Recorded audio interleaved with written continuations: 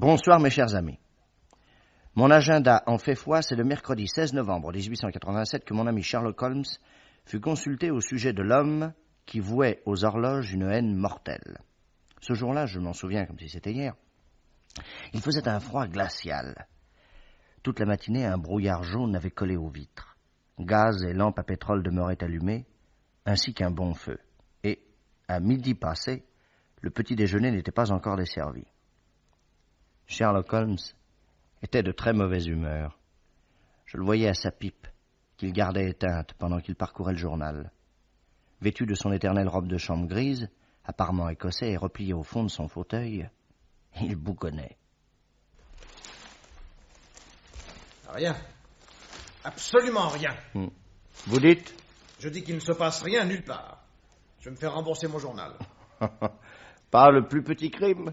Non. Quelle époque. Regardez-moi ça. Un article de 2 colonnes consacré à la prochaine saison des courses.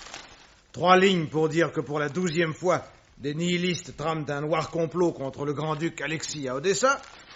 Et tout un éditorial traitant de cette question passionnante, les vendeuses de magasins doivent-elles se marier? Oh, by Jove, mais où se cache l'étrange, le fantastique, l'extravagant? Parce qu'il peut apporter un minimum de couleur à la grisaille de cette vie. Je crois qu'on a sonné en bas. Oui, qui ça peut-il être?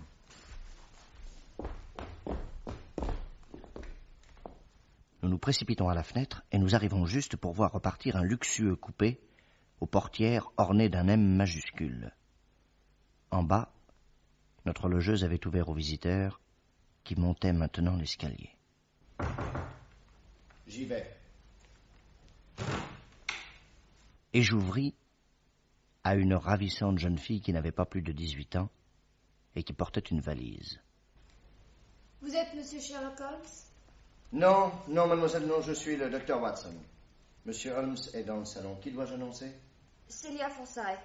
Il ne me connaît pas. Quand un instant plus tard, notre jeune visiteuse se fut assise en face de Sherlock Holmes, qui l'observait d'un regard aigu, il y eut chez elle une détente nerveuse. Oh, Monsieur Holmes. Monsieur Holmes. Allons, mademoiselle, allons. Allons, remettez-vous. Oh, excusez-moi, je suis stupide. Que se passe-t-il donc?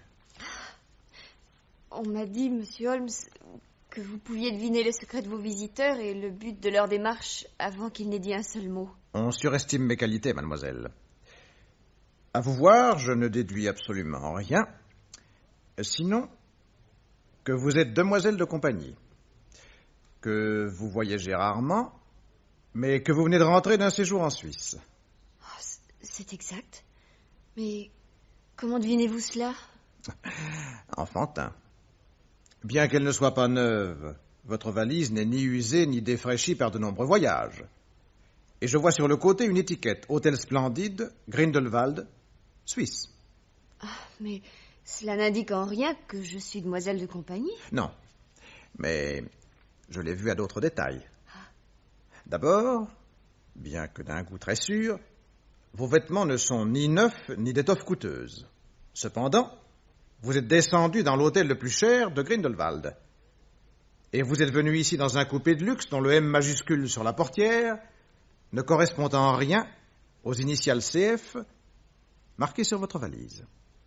Enfin, votre jeunesse ne vous permettant pas encore les fonctions de gouvernante, j'en conclus que vous êtes demoiselle de compagnie. Merveilleux. Je suis en effet depuis 1 an la demoiselle de compagnie de Lady Mahoney, de Groxton-Low Hall, dans le Surrey. Eh bien, parfait. Tout ceci étant dit, quel est le but de votre visite? Je viens vous voir au sujet d'un jeune homme. Ah. Que veut dire ce haha, Monsieur Holmes? Ne voyez dans cette interjection, mademoiselle, qu'une marque d'intérêt pour un garçon qui occupe toute votre pensée.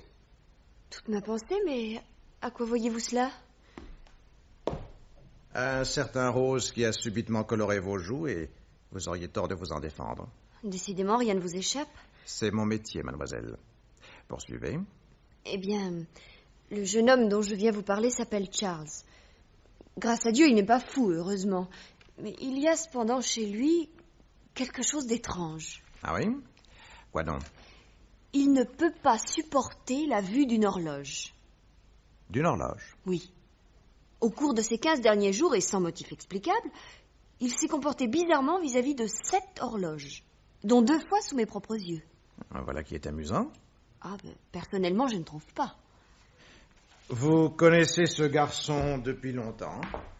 Depuis les vacances, je dois vous dire que mes parents sont morts il y a 18 mois et que grâce à l'éducation et l'instruction qu'ils m'ont donnée, j'ai trouvé assez vite cette place de demoiselle de compagnie auprès de Lady Mahoney, qui, bien qu'assez austère et de la vieille école, s'est toujours montrée vis-à-vis de moi d'une grande bonté, d'une extrême gentillesse. Pour cet été, c'est elle-même qui m'a proposé de m'emmener en Suisse, pensant qu'à cette époque de vacances, ma vie à Groxton-Low Hall ne serait pas gaie. Et c'est dans le train entre Paris et Grindelwald que nous avons fait la connaissance de Charles Hendon. De quelle façon? Eh bien voilà, nous étions tous les 3 seuls dans un compartiment de première. À un moment donné, il s'est levé, s'est incliné devant Lady Mahoney et lui a demandé la permission de baisser la vitre. Elle y a consenti, et tandis que j'étais, pendant un arrêt, allée chercher de l'eau minérale, quand je suis revenue, ils bavardaient tous deux comme de vieux amis. Lady Mahoney m'a présenté à Charles, et jusqu'à Grindelwald, le voyage s'est passé le plus agréablement du monde. Nous descendons tous 3 à l'hôtel Splendide. Charles est reçu comme un hôte de marque et il nous demande de dîner avec lui dans une salle à manger privée. Nous descendons de nos chambres à 7 heures et nous nous mettons à table. N'êtes-vous pas trop fatiguée, mesdames? J'étais si contente des yeux éblouis de ma petite Célia devant tant de beaux paysages que, ma foi, je n'ai pas songé à mes rhumatismes. Admirable pays, n'est-ce pas, mademoiselle? Oh, surtout pour moi, qui n'avais jamais quitté Sheffield. Ah.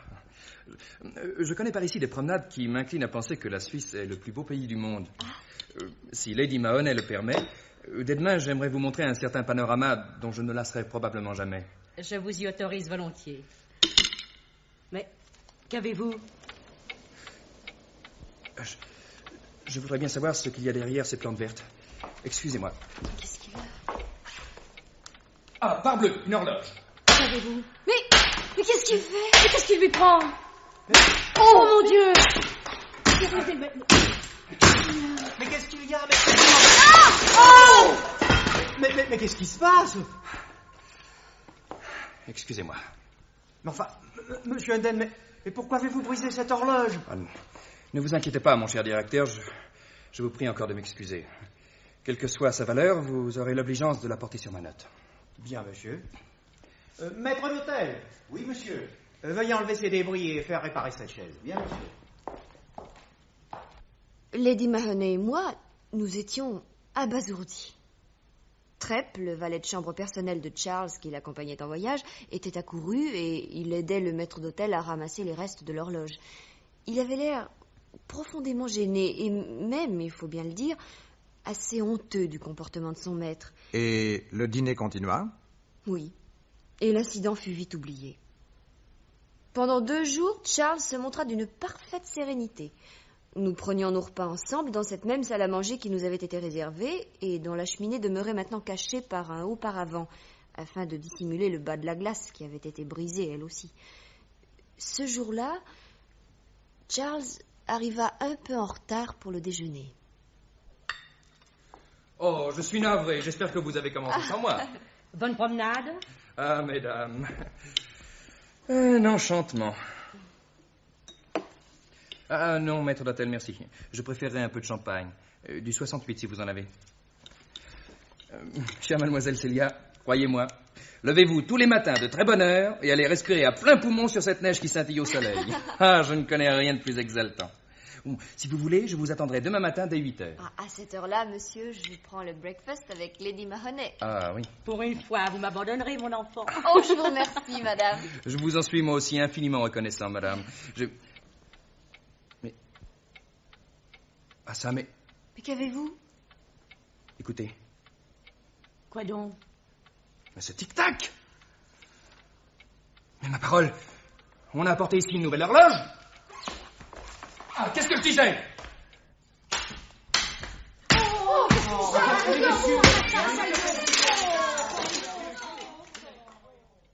Ce fut la même scène que 2 jours auparavant.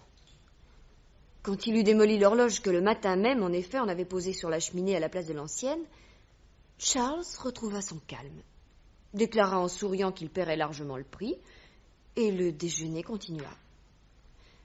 J'étais navrée d'une manie si anormale chez un garçon qui paraissait très équilibré, et dans l'après-midi, j'eus une conversation avec Trepp, son valet de chambre. Je suis comme mademoiselle, je n'arrive pas à m'expliquer cette aversion de monsieur pour les horloges. D'ailleurs, il ne les brise pas toujours. Parfois, il les enterre ou il les cache dans les armoires. Dans les armoires? Oui, mademoiselle. Et cela lui arrive souvent? Il a brisé les 2 de l'hôtel, il en a caché 5. Ah. A-t-il consulté un médecin? Non, je ne crois pas. Mais mademoiselle ou Lady Mahoney devrait le lui conseiller. Et 4 jours plus tard, se produisait un dernier événement insolite. Il a encore cassé une pendule? Non. Nous étions à l'hôtel, dans le petit salon de l'appartement de Lady Mahoney. Là, il y avait un piano, et pour elle et Charles, j'avais pris l'habitude de jouer un peu après le thé.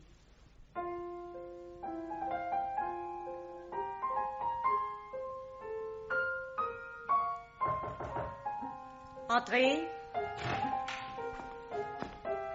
Une lettre pour monsieur. Oh, excusez-moi, madame. Merci. Vous permettez? Je vous en prie. Oh, par exemple. Pardonnez-moi encore, madame. Venez vite, Fred, venez. Quand nous sommes descendus une demi-heure plus tard, on nous dit que Charles venait de quitter l'hôtel avec son valet de chambre et tous ses bagages, et qu'il n'avait laissé ni adresse ni aucun message pour nous. Voici de cela 6 jours.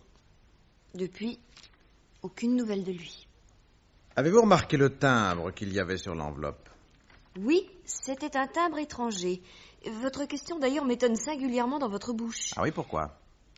Écoutez, monsieur Holmes, je vous demande d'être aussi franc et aussi sincère envers moi que je viens de l'être envers vous. Que lui avez-vous écrit dans cette lettre? Vous me permettez d'allumer cette pipe? Que lui avez-vous écrit? Ne niez pas, j'ai vu votre signature, c'est pourquoi je suis ici. Mon Dieu, mademoiselle,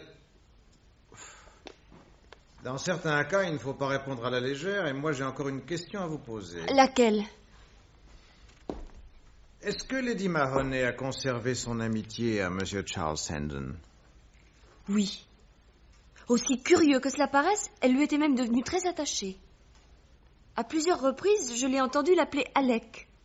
Un petit surnom qu'elle lui avait inventé, Dieu sait pourquoi. Tout cela est parfait. Je serais ravi de tirer cette histoire au clair. Vous rentrez tout de suite à Croxton. Oui, mais monsieur Holmes, je serais d'abord contente de connaître vos conclusions. Cette disparition subite de Charles, cette manie de casser les horloges, que pensez-vous de tout cela? Et dans quel but lui avez-vous écrit? Revenez ici dans 8 jours exactement à 9h du soir. À ce moment-là, je pense pouvoir vous dire quelque chose d'utile. Au revoir, mademoiselle. Où est-il allé? Dans sa chambre. À ce que vous voyez, il n'a plus rien à vous dire. Quel drôle de bonhomme. Le tout est de s'y habituer, mademoiselle. Mais croyez-moi, vous pouvez avoir en lui une entière confiance. J'espère. Au revoir, docteur. Au revoir, mademoiselle. Et à dans 8 jours.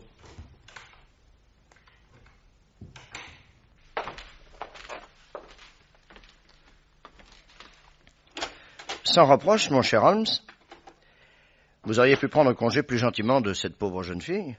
Bon apôtre, vous vous attendrissez parce qu'elle est jolie. Encore heureux que vous l'ayez remarqué, pour un célibataire à tout craint. Et maintenant, serait-il indiscret de vous demander pourquoi vous avez écrit à ce démolisseur de pendules? Moi? Je ne lui ai pas écrit. Comment ça, vous ne l'avez pas écrit? Ce n'est pas la première fois qu'on se sert de mon nom pour attirer les gens dans un guet-apens. Vous croyez que ce garçon est tombé dans un piège? Je ne crois rien du tout. Je vous avise en tout cas que je pars dès ce soir pour le continent.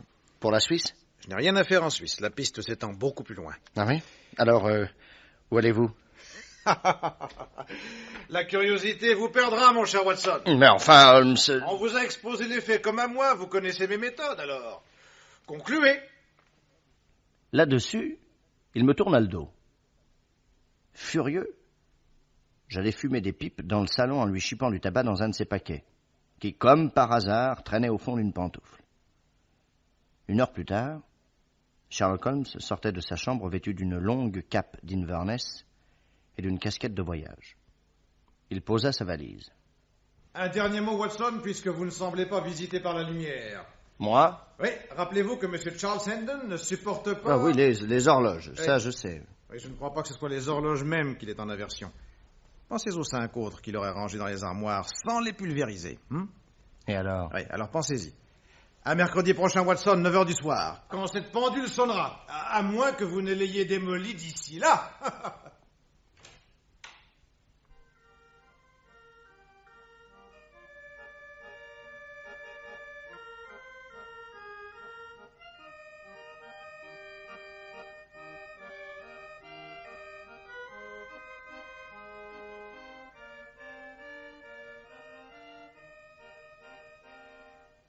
Le mercredi suivant, une longue tournée de malades risqua fort de me mettre en retard. Mais ma hâte de connaître la clé du mystère me fit arriver devant notre maison de Baker Street comme 9 heures sonnaient à Westminster.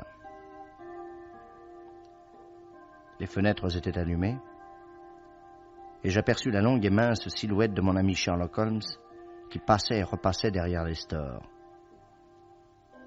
Je grimpai 4 à 4 et trouvai éparpillé dans le salon sa cape, sa casquette et sa valise.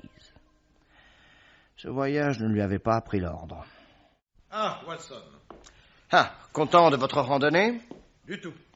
J'avais cru devoir me rendre directement dans une certaine ville européenne, j'y suis allé, et j'en suis revenu dans un temps record. Et alors? Bien qu'il ait eu très peur, ce Hendon n'est pas dépourvu de finesse.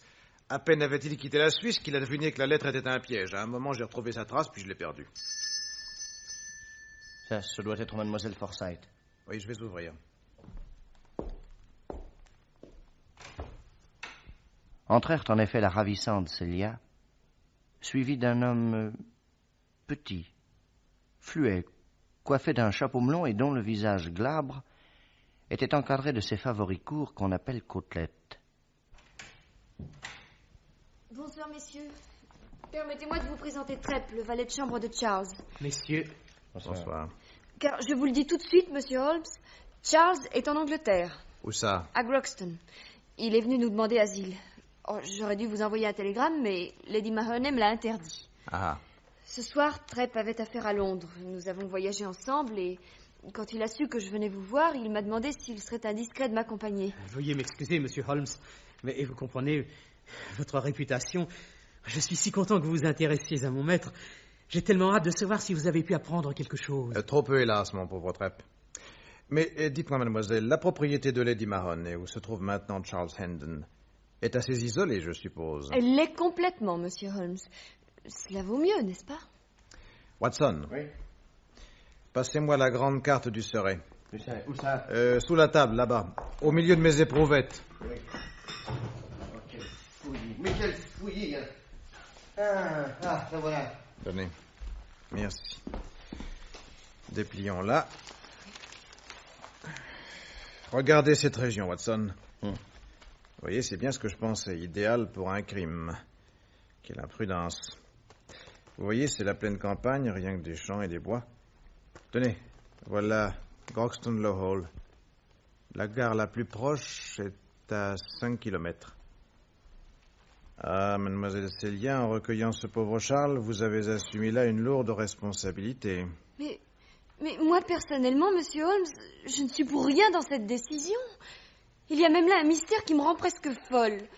Impossible d'obtenir de Charles ou de Lady Mahoney le moindre mot d'explication. Et si Trepp est à Londres en ce moment, c'est pour remettre de la part de son maître une lettre à un mystérieux destinataire. Quand il lui a donné cette lettre, Charles lui a recommandé de n'en parler à personne. Pas même à moi. Comment savez-vous cela, mademoiselle? J'étais dans la pièce voisine, j'ai tout entendu. Et comme nous avons intérêt à ne rien cacher à monsieur Holmes, je vous supplie, Trepp, de lui montrer cette lettre. Non, à personne, mademoiselle. Monsieur a été formel. Montrez-moi seulement l'enveloppe, je veux simplement savoir le nom du destinataire. Excusez-moi, monsieur, mais je ne le peux pas. Écoutez-moi bien, Trepp. Sachant qui je suis, vous n'ignorez pas que dans ma vie, des gens beaucoup plus forts que vous ne m'ont pas résisté. Je sais, monsieur. Alors montrez-moi cette enveloppe et vite. Je vais être mis à la porte, monsieur. Ne vous inquiétez pas. Pour la dernière fois, montrez-moi cette enveloppe, sinon le docteur Watson et moi, Nous vous la prenons de force dans votre poche. Si monsieur envisage la violence... Ah, voilà. Merci. Ouais. Oui, c'est bien ce que je pensais. Elle est adressée au directeur de Scotland Yard, et cette enveloppe est gravée au chiffre de... Oui, j'avais vu juste. Allez porter cette lettre à son destinataire, Trepp. Mais laissez-nous la voiture, car nous allons en avoir besoin. Bien, monsieur.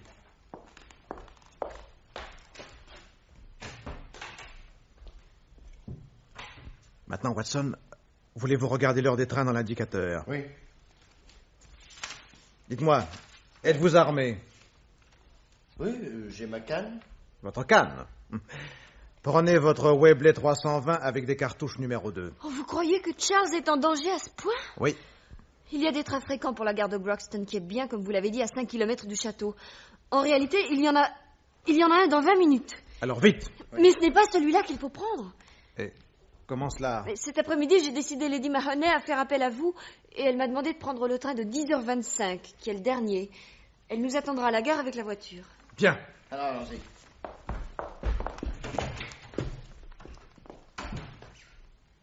Il y avait beaucoup de verglas et de justesse que nous eûmes le train. Pendant le voyage, Sherlock Holmes demeura silencieux dans son coin. Le mauvais éclairage faisait saillir son profil d'aigle aux lignes fines et aiguës.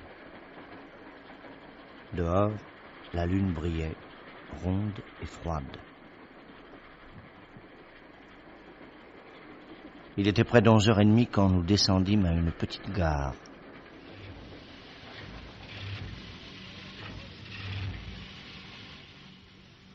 Tout autour, le village dormait.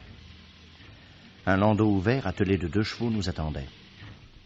Le cocher se tenait tout droit, immobile sur le siège. Une vieille dame, assise à l'arrière, nous regardait approcher sans faire un geste. Monsieur Holmes. Oui, madame. Et cet autre gentleman est, je suppose, le docteur Watson. Oui, madame. Prenez place tous les trois. Voici des couvertures de fourrure. Allez-y, Watson. Par une nuit si Pardon. froide, je regrette de vous offrir une voiture découverte, mais mon cocher a comme moi la passion de la vitesse, et il a cassé l'essieu de la voiture fermée. Au château Billings.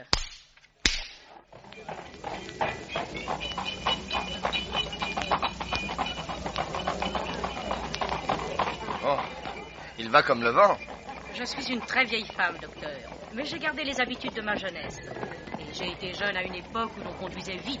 On vivait très vite également. Et la mort, madame, était-elle aussi rapide que celle qui pourrait surprendre cette nuit votre jeune protégé? Je vois, monsieur Holmes, que nous nous comprenons fort bien, vous et moi. J'en suis certain, madame. Mais vous n'avez pas répondu à ma question. Soyez tranquille, il est en toute sécurité. Le château est bien gardé et l'on fait des rondes dans le parc. Aucun attentat ne peut être commis contre lui. Madame, excusez-moi d'être aussi direct, mais regardez cette pauvre jeune fille assise à vos côtés. Ayez un peu pitié d'elle. Bon, comprenez qu'elle est anxieuse de savoir enfin qui est Charles Hendon, pourquoi il déteste les horloges et pourquoi sa vie est en danger. Merci, docteur.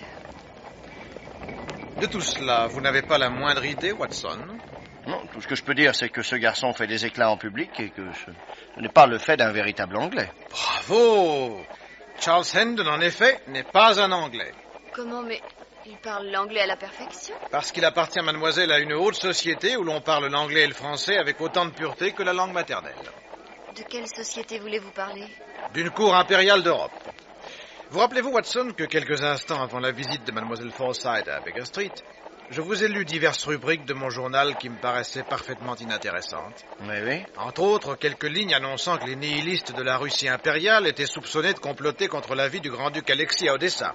Oui, je m'en souviens très bien. Or, ce qui m'a fait dresser l'oreille, c'est ce curieux surnom que donnait Lady Mahoney à Charles Hendon.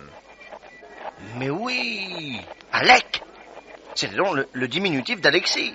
Ce ne pouvait être qu'une coïncidence, mais si nous considérons des faits relativement récents, nous nous souvenons que le tsar fut tué en 1881 par l'explosion d'une bombe à la dynamite et que le tic-tac de la bombe fut couvert par la musique d'un piano. Oui. Car s'il y a des bombes qui éclatent par le feu d'une mèche, il en est qui sont déclenchées par un mécanisme d'horlogerie dont seul le tic-tac trahit la présence. Et voilà pourquoi ce garçon ne pouvait pas supporter la vue d'une horloge. Ce qu'il ne pouvait pas supporter, c'était son tic-tac. Lorsque devant ces dames, il a démoli 2 horloges, il ne les avait pas vues. La première était cachée par des plantes vertes et la seconde par un paravent. Il n'en avait entendu que le tic-tac qui, pour lui, était très significatif. De toute évidence, se sentant menacé par les nihilistes, le sachant, il ne songeait qu'à briser le déclenchement d'une bombe toujours possible. Mais je le comprends. Parvenu à ses conclusions dès la première visite de Mademoiselle Forsyth, il me semblait évident que la fameuse lettre était un piège destiné à faire revenir le grand-duc à Odessa. Mais il a eu des doutes, et il est allé en Angleterre demander asile à Lady Mahoney.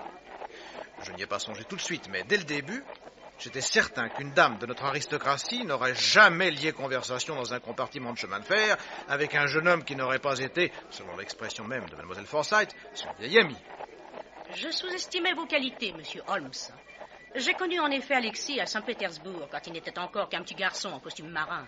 Votre mari, madame, était là-bas premier secrétaire d'ambassade, n'est-ce pas? Oui.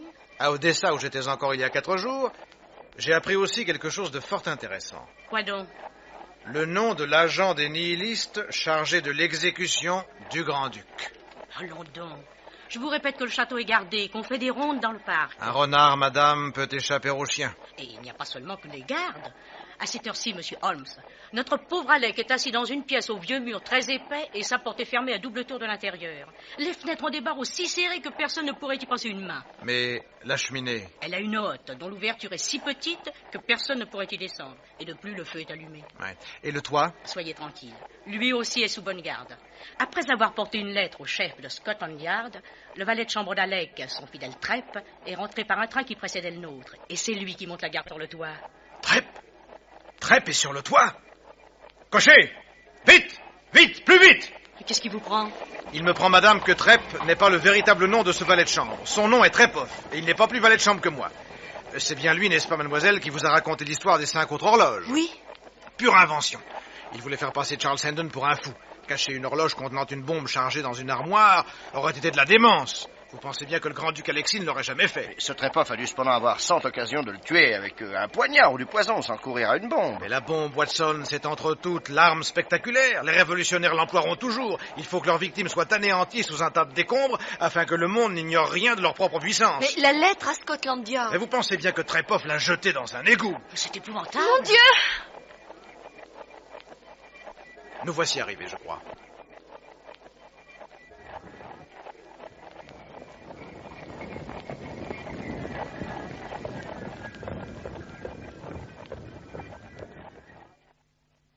Le château était une demeure assez basse, qui datait du temps des rois Jacques, construite en briques rouges avec des fenêtres à meneaux et un toit plat. Nous sautâmes hors de la voiture et Lady Mahoney donna de brèves instructions à un groupe de domestiques. Voilà, vous reviendrez tout à l'heure. Watson, venez vite, grimpons tout de suite sur le toit. Par ici, monsieur Holmes. Je vais vous montrer le chemin.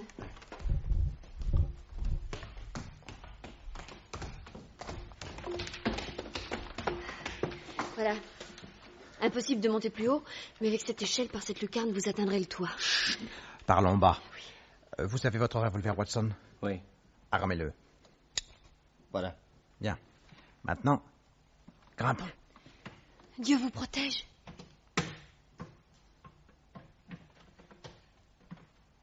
Bientôt, l'air froid nous fouetta le visage.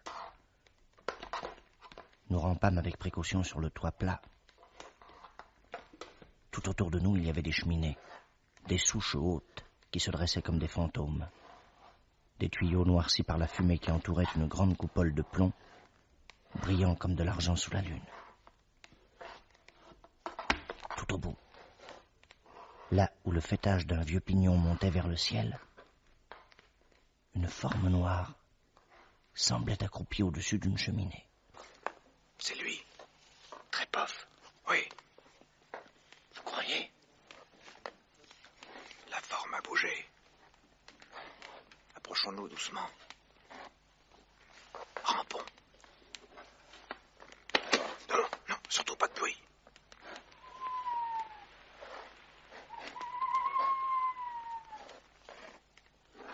Vous avez entendu? Oui. Non, ce n'est rien, c'est une chouette. Regardez plutôt la forme au-dessus de la cheminée. Elle a encore bougé. Vous avez raison. C'est lui. Attention, Il enflamme une allumette. Il met le feu à la bombe. Tirez, Watson, tirez! Touché! Trop tard!